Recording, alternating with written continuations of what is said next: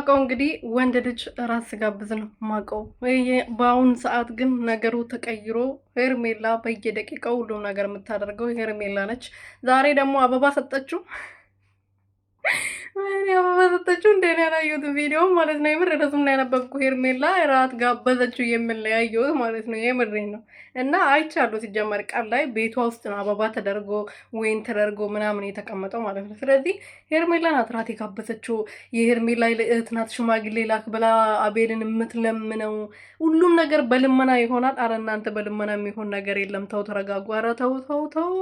አረ ሄርሜላ እህት ነኝ ወይም ደግሞ ደጋፊ ነኝ የምትሉ ሰዎች ለምን ኮመንት አጽፉላትም? ለምንድን ነው ሁሉ ጊዜ የምትለምነው? ለማኝ ነገር ነች እንዴት ልጅ። ሰላም ሰላም ቤተሰብ እንዴት ናችሁ? ደህና ናቸው? ሁሉ ሰላም ሁሉ አማን። እኔ በጣም ደህና ነኝ። እግዚአብሔር ይመስገን። ፈጣሪ የተመሰገነው። ሰላማችሁ ብዝት ትርፍርፍ ይበልልኝ።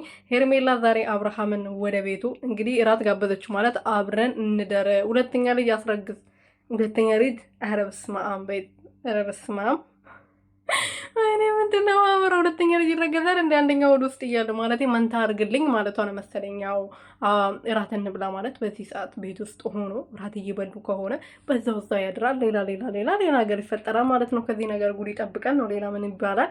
ለማንኛውም አንቺ ሴትዮ ሁልጊዜ እስቲ አንድ ቀን ወጉ ይድረስሽ፣ የሴት ወጎች ይድረስሽ። እስቲ አንድ ቀን ይደረግልሽ ላንቺ። ሁልጊዜ አንቺ አይሰለችሽም እንዴ? ሁሉ ጊዜ መለመን፣ ሁሉ ጊዜ መጋበዝ፣ ሁሉ ጊዜ ሰርፕራይዝ። አንቺ ለራስሽ አንድ ቀን እሱ አድርጎሽ ያውቃል? እስቲ አንድ ቀን አበባ ሰጥቶሻል? ከዛ ውጪ ምንም ያየነው ነገር የለም። ለማንኛውም ለራስሽ ክብር ይኖርሽ። እኔ እንጃ አላውቅም። እኔ ምን አወራለሁ? ምንም ማወራው ነገር የለም ስላንቺ ማለት ነው። አም ሲሪየስ የምሬን ነው።